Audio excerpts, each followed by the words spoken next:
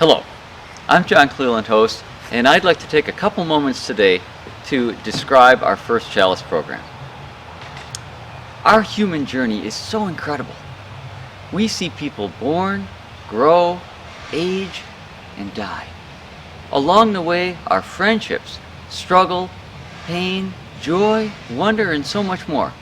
As a UU and as a human, I want to recognize moments along that path, times of passage for all of us. The power of rites of passage is so real, regardless of one's religious beliefs. Recently, at our Midland congregation, we put together a rite of passage for our children, a time to show that they were now able to begin with their own spiritual practices, their first chalice. If we are to help our children build a vibrant spirituality, if we're going to give them a UU religion of substance and meaning, then clear guidance is needed for building that UU foundation. A First Chalice program can be just one small part of that. Do you know kids who are ready to start building their UU foundation? I know I do. And our First Chalice program gave them a great start. Okay, First Chalice program. What does that mean? What did it include? First of all, as part of this, as they get this UU foundation, we wanted them to also get from this an actual physical chalice that they would be able to use for their own spiritual practice as they start to build their identity as a UU. We'll get into some of the details of the chalice that we used for that. In addition to that, we went over the 7 principles again. And we made those principles a little bit more real by allowing each child to pick one of the principles to focus on. This one that they picked to focus on would have a hero, which they would either pick from a ready-made list so it wouldn't be hard, or if they liked, could find someone they would want as a hero and suggest it, and if it was approved, then they could use that for their hero. They would do a presentation on their hero and why that person shows that principle so well. I'll show you one of those presentations in a little while. And they recognize that on their chalice with one of their beads, they have 7 beads for the 7 principles. They often made that one a little bit bigger. We also thought about circling it or something if we made it out of clay, made the chalice out of clay, but we didn't end up doing that. The First Chalice program also included community recognition. As part of our Sunday morning worship service, we had the children receive their chalices, say a few things about the program and about what they learned and about their hero for that principle and so on. And it also included, for many of the kids, family recognition, where relatives would come to visit. They'd celebrate a party that this child has earned their first chalice, maybe have a cake or something like that. With 3 sessions, we can cover all the information needed for the first chalice. In the first session, they get an understanding of the 7 principles and the heroes. In the second session, they've got their 7 principles down pat, pick their heroes, and we start to talk about decision making. In the third session, we wrap up the decision making, make sure everything's all set for their heroes and actions, and prepare for the ceremony.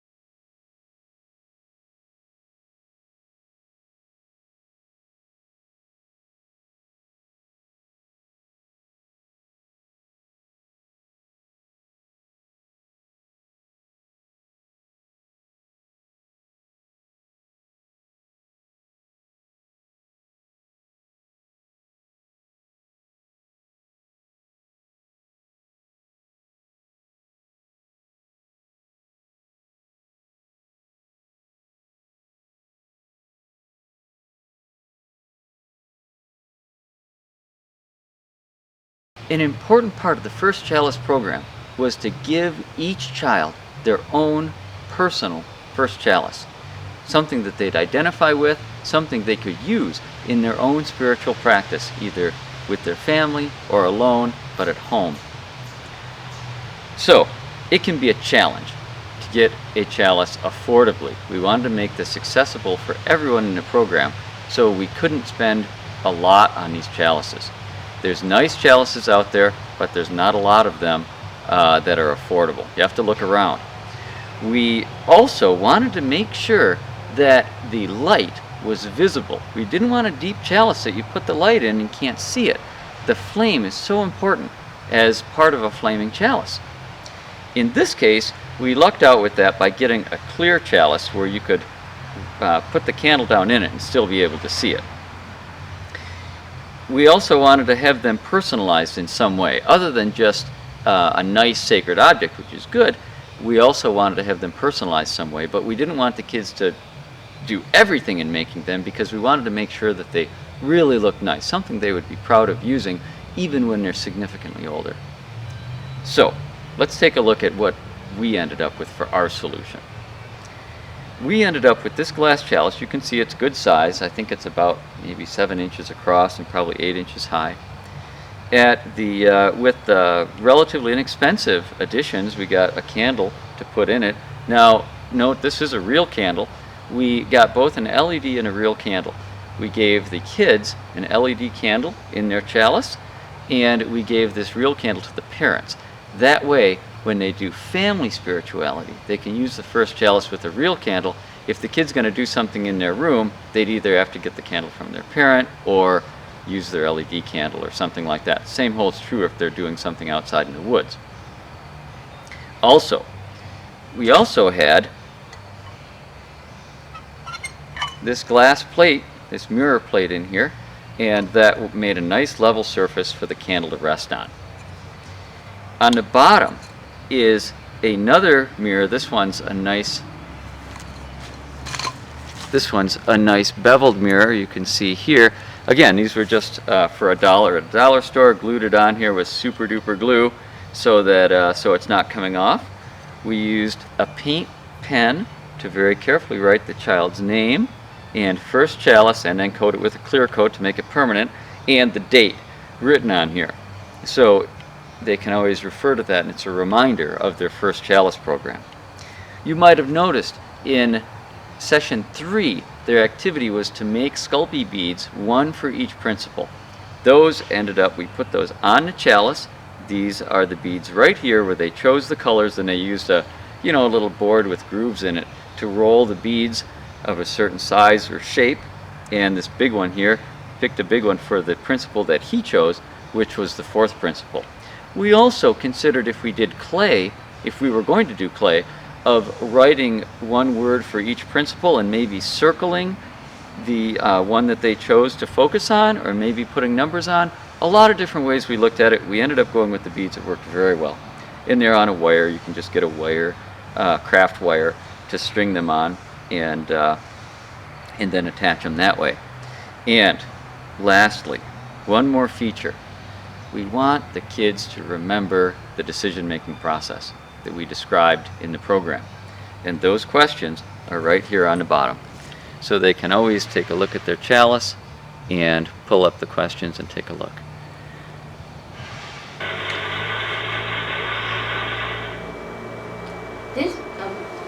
This presentation is about Alex Hastings by Derek House. This is for the First Chalice program. He graduated from college at 2005. Alex Hastings' graduate advisor is John Bloch. Alex Hastings discovered that Titanoboa was not a crocodile, but in fact a snake. He discovered by using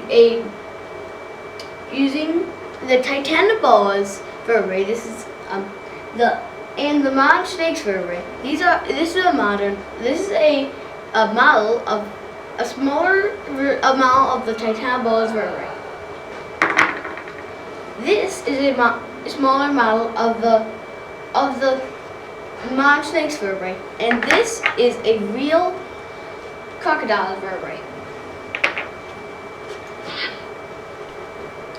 The titanoboa may have eaten giant crocodiles, supergiant crocodiles, giant turtles, and giant caimans. The titanoboa was 48 feet long at 60 million years ago. The titanoboa lived in a rainforesty rivery area.